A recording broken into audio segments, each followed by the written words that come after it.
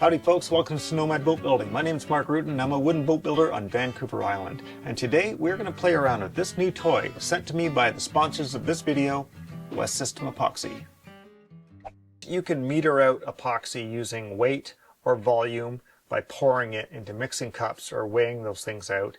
Those are perfectly viable ways of mixing epoxy, but I think they're tedious and frankly they're prone to a lot of error. Now the beauty of West System is they thought about this a long time ago, and one of the unique things about them right at the very start was that they provided their product with mixing pumps that measured out your resin and hardener accurately. So all you needed to do was go one pump of this and one pump of that, and you would have the exact correct ratio.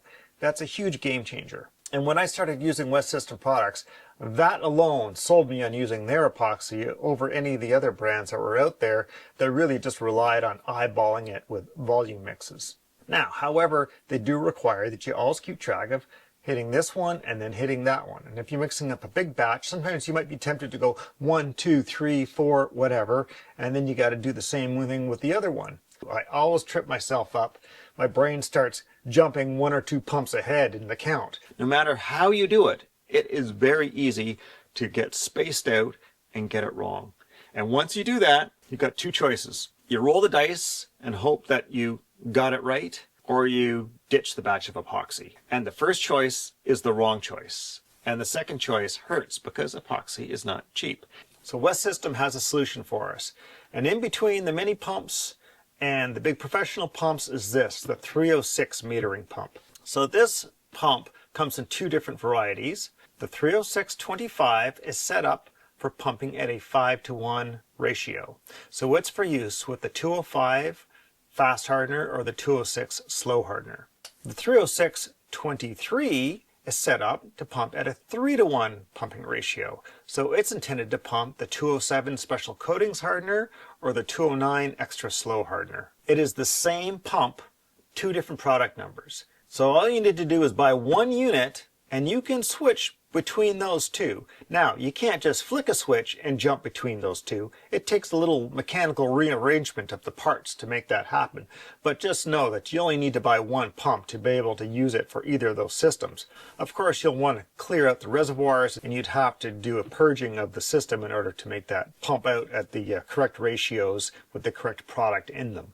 But it's the same unit that will do both. Let me show you how some of the mechanics of that linkage works, so that if you want to switch it over yourself, you can do that. So our pump works by pushing down on this lever, which dispenses our resin and hardener at the right ratios. Now you notice on that lever, there are 2 holes down here. One of them is for the 207 or 209 hardener. The other one's for the 205 or 206 hardener. I've got mine set up for the 207. But if I wanted to switch to using it for the 205, I would have to remove this linkage, shift it down to this hole, and we have to move the whole hardener reservoir over to the left. On the back of the metering pump, the hardener reservoir has 2 positions, one for the 207 and 209 hardeners, and the other one for the 205, 206 hardener. Now the only tricky part is getting off this little pin. Let me show you how I do that. It helps to pull the springs off of the lever to relieve any tension in the mechanism. I find this much easier to do if it's on its back. So the best way to get these pins off is to use a slotted screwdriver. If you're lucky, you can open the pin up and it'll just slide off with the screwdriver. It can be a bit of a trick though. With that pin removed, that'll pop off. Now the only way to get this unit off of here is you need to remove the lever from this little linkage. To do that effectively, you pretty much have to loosen off this connection right here though. So you're going to need a 1/2-inch wrench for the nut on the back side of this and a 3/16 Allen key on this side. There's a nut, there's a washer, bolt, and there's a little plastic sleeve here. Don't lose that. Now you can simply get that out of the way, and then you'll need a 7/16 wrench to loosen these off. After you remove the 2 nuts, you just shift the whole reservoir over to the next set of holes and put them back on.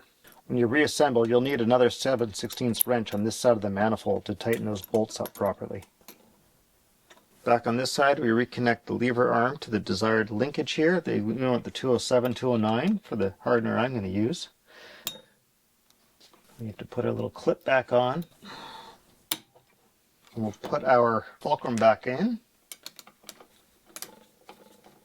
And then we'll just reconnect the springs. Okay, now that we've got this reassembled, let's fill up the reservoirs, prime the pumps, and check that they're dispensing at the right ratios. And when you crack open your pump, do read the instructions. It'll tell you procedure for changing up this mechanism, but it also gives you a little chart to make sure that your pump is metering out within an acceptable range. Okay, the first thing West System recommends is that you get some mixing cups and we weigh them out first. We'll compare the two. They're 3.8 grams. So we'll just write that down because we're going to need to remember that for later. Instructions suggest we start by priming the hardener first. Now whenever you get one of these cans of West System epoxies, there's a little plug in the end of the spigot here, and the way to take that out is just get an awl, pop that out of there. So just going to make sure there's no debris in these reservoirs. They're nice and clean. Let's just go ahead and fill this one up. Now when you're using these pumps, you want to make sure that you keep your resin or hardener up above the check valve by about 1 inch. Now I believe this reservoir is set up to carry a full can of the 205 or 206 hardener, so obviously there's a little left in the can of our 207 or 209 hardener, so just put that to the side. And now I'm just going to put the lid on here because I don't want any mishaps. And just note, there is a little breather hole in the corner of that lid. It's been punctured. That's on purpose. That's to allow some air to move through. So we want to just start pumping this until we've gotten all the air out of the system.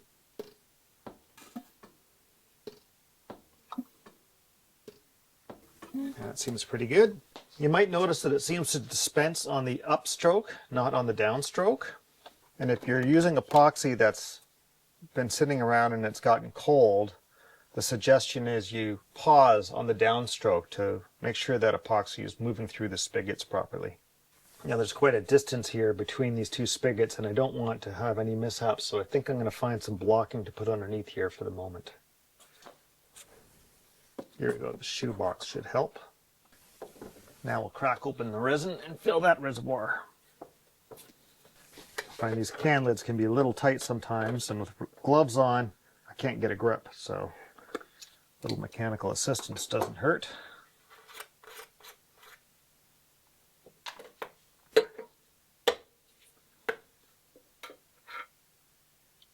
Now one tip, whenever you're pouring large cans like this, is to turn them such that this spout is at the top.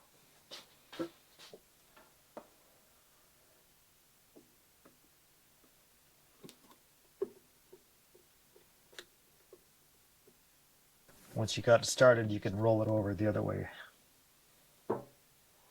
I won't do it now, but later on I'll probably punch a little hole in the corner and just position this over this reservoir so it fully drains. Okay, let's put the lid on again just to be safe.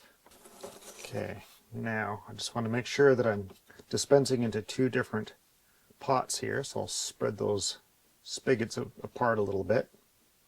And now it's going to take a minute for the first one to prime itself. There we go.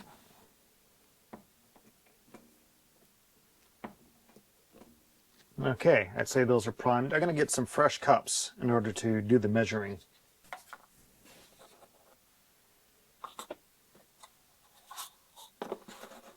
Okay, now the instructions suggest we dispense at least 5 pumps worth of resin and hardener in order to get a good accurate result.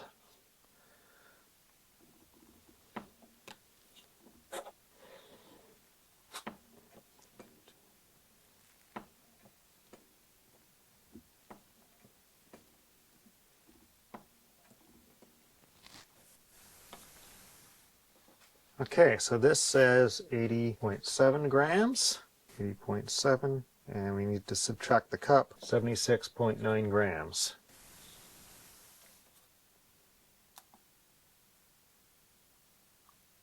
In this one we have 25.6 minus 3.8 gives us 21.8.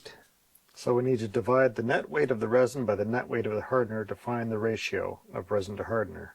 76.9 divided by 21.8.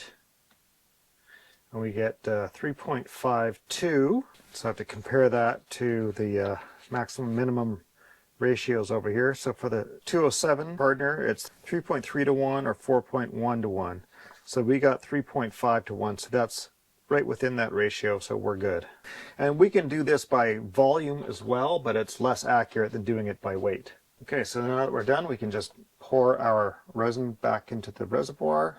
We'll do the same thing with the hardener, and that's it. We're good to go. We can move these spigots closer together now, and then we can start dispensing into larger containers. Okay, now I did call West System and talk to the tech department and ask them what you do if they're not pumping out at the right ratios. And they said, well, that very, very rarely happens. And generally, if something's going wrong, it's that the little check valves are getting stuck. So let's just take a look at those. So inside the reservoir, you can see the little check valves here. They're spring-loaded. And so the recommendation is, if you find that they're not working quite right, because maybe some debris got caught in them, to just take like a dowel and just work them a little bit and give them some pumps until it starts moving freely. Now the nice thing about doing that is because both products dispense out of separate dispensers, you don't have to worry about wasting anything in order to sort of check that metering.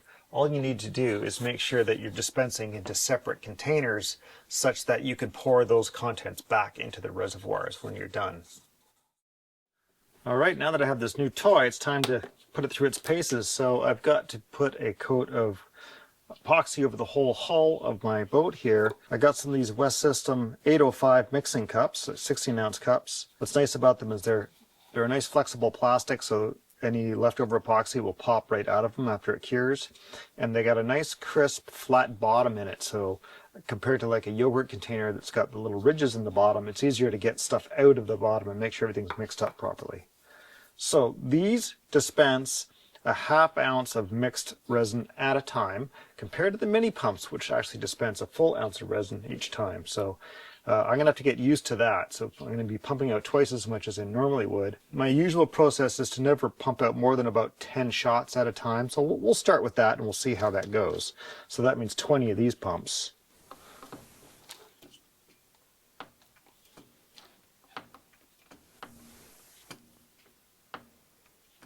That's 16 pumps. I think I'll stop there actually, and we'll go and mix that up. We'll dump it into the tray and we'll start rolling. It's kind of a warm day. I don't want to push my luck on this. So I've got my drill press set up to do my mixing. So I was reading West System's manual about mixing, and they do suggest you can use a power mixer to mix up your epoxy. And their suggestion is you mix for 30 seconds with the mixer, and then you get out a stir stick and you get in there and you do a bit of mixing by hand for a little bit, and then go back to the power and mix for another 30 to 60 seconds. Now I'm pretty sure they're expecting you to mix at a higher speed than I'm doing with the drill press here. But we'll just get in there with the stir stick, and the idea is to make sure that you're not letting any epoxy sit down in the corners, scraping the sides of the container if you need to.